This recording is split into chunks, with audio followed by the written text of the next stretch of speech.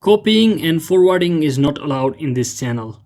So hello guys, welcome back to my YouTube channel. If you're also facing the copying and forwarding is not allowed in this channel, you're on your Telegram. So in that case, what you want to do is just come back to your Telegram application, and let me just show you one thing, that when you click on any of your public channel on Telegram. So let's say I want to forward this message by simply long pressing on it. As you can see, the forward button will pop up over here and I can simply send it to anyone I want.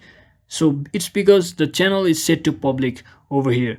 So since the channel is set to public, you can simply send or forward the message to anyone. But if your channel is private, you cannot directly send or forward it to anyone.